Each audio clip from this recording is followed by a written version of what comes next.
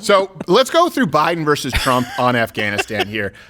This is something that's been going on for a while, but the media has just moved on as though it's normal. And I want to hear from you guys if you ever actually bought this. If you understood and if you were able to articulate, this is something that I think a lot of people need to be able to do, is articulate the difference between a good withdrawal and a disastrous withdrawal. Yeah. No one here has a problem with withdrawing from Afghanistan. Nope. No. And certainly when you look at, there's a case to be made when people say Second Amendment, oh, you're going to fight off your government with guns. 70,000 something Taliban over, I think it was 400,000 Afghan members, and they were fleeing. And there's a big part of me that says, look, if they're not willing to fight for their own country, we shouldn't be sending Americans to die to fight for them. The people who did help us, who we had agreements with, of course we need to take care of those people who put their ass on the line. But not the people fleeing buildings telling the Taliban, like, it's not, they never touched it. So,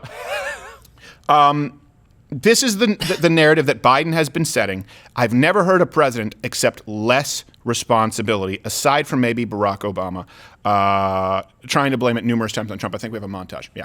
My predecessor, the former president, signed an agreement with the Taliban to remove U.S. troops by May the 1st, just months after I was inaugurated.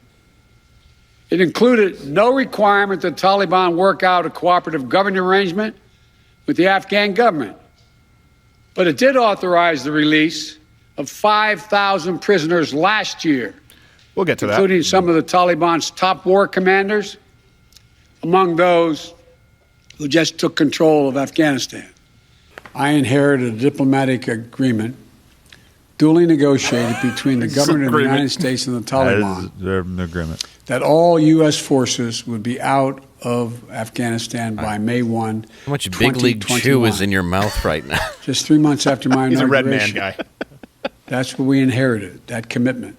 You are fake news. It's perhaps not what I would have negotiated myself, but it was an agreement made by the United States government, and that means something. Not with you. So first off, this is something that matters is, okay, if you want to blame Donald Trump, again, very, very different policies. Yeah. However, that doesn't hold water. There are plenty of Donald Trump's policies, executive orders, initiatives that Biden immediately undid. What was it? We have the Mexico City policy, the Keystone XL pipeline, the 1776 Commission. In other words, he came in and with just a flick of his pen undid all kinds of Trump policies. He didn't with Afghanistan until a rushed 1/2, give or take a few hours, withdrawal. So right off the bat, you have to accept some responsibility. So let's get down to this, though. What it comes down to is, what did Trump want to do with Afghanistan, and what has Biden done? Okay, first off, here's the beauty of this.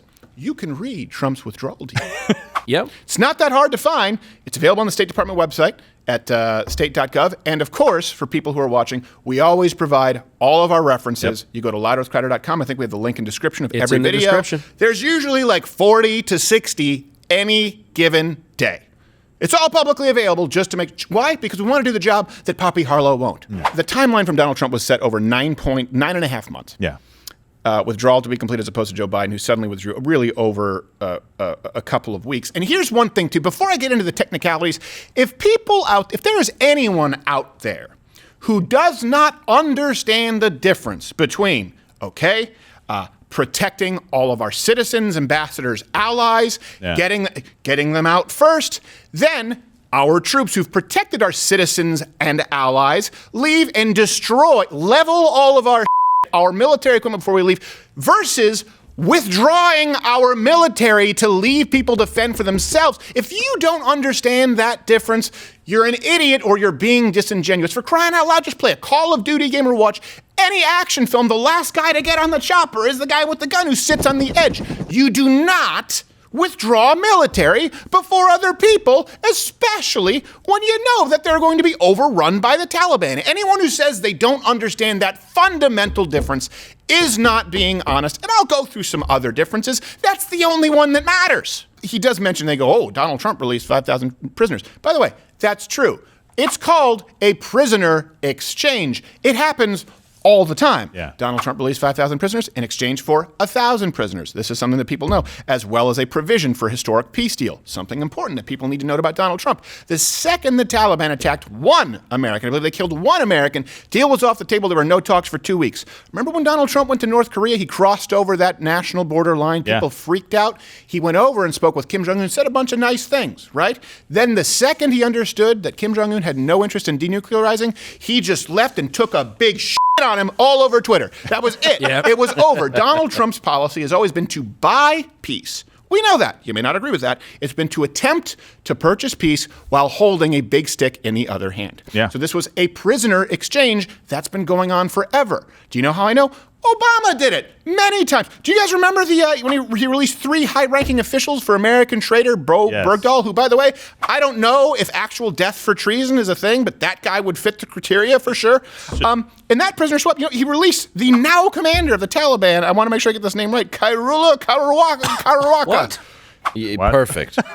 Also making an appearance on Sesame Street. Waka waka. This is something too, idiots. Look, it was a prisoner exchange, and that was basically free leverage. Because think about this for a second. If we're withdrawing, those prisoners are going to be freed by the Taliban anyway. Exactly. So it's saying, let's get at least 1,000 of our prisoners out at this point, because they're going to be free. You see what happens now? It's not like you can stop the Taliban. Yeah, exactly. At the end of a war, in any situation, you always let prisoners go in exchange for your people back. That's how you do this. Donald Trump was methodically walking towards a much more planned exit strategy. But you don't release 3 top-ranking officials for Bo Bergdahl. You're like, oh, you got who do you have? We have Bo Bergdahl. Well, that's that traitor guy? 4,000 mouths we don't have to feed. 4,000, we save a lot of hummus money. If Bo's on the other side of the table and you want your leadership back, I'm like, I think you should keep him for a while. Maybe he needs to be over there for a little bit. Look, I've been very open on the show about my political leanings, and as the resident moderate in this studio, I wanted to bring on a liberal guest to kind of explain why he thinks Biden's choice was the right one. So maybe we can get another perspective. It's helpful. Do we have him, quarterback? It looks like we got him in. We have him here. There he is. Who is this, Dave? Hello, guys. I forget what is your name? My name is Jeff from Portland. Jeff from Portland. That's your last name. Portland Jeff, my friends call me. Oh, okay. Well, thanks for calling in, man. Yeah. Thanks for having me. Good to talk to you. Now, why do you think that what Biden did was the right strategy? Well, Biden's strategy was it was much simpler. See, with Trump's, it was very overcomplicated. There was a lot of, as most things Trump does, overcomplicated and underdeveloped. There was a lot of. Is that a rocket launcher? This is a T-shirt shooter. It shoots flannel coexist T-shirts. I was just working at a music festival. That seems benign. It's well known that former Vice President Joe Biden actually gave a name. Did you hear What was that? That was. Was that the Death to America? Kill an infidel? It was part of the music festival. I'm currently I'm at a new music coexist music festival. So, but I thought they weren't. Isn't that a super spreader? Yeah. Well, we believe raising awareness is another way to combat the virus. Okay. Let me ask you this final question, because Donald Trump, this is one thing that really bothers me, that you have Joe Biden. Again, if people out there don't understand the difference between leveling all of our crap and actually handing over a list and biometric scanners of Americans left and our Afghan allies, that's what Joe Biden did. Do you know, did Donald Trump plan on giving the Taliban the identity and biometric scanners of our allies when we left? I'm not sure that actually happened. It sounds like conspiracy, internet conspiracies. What's your take on a woman behind the wheel of a car?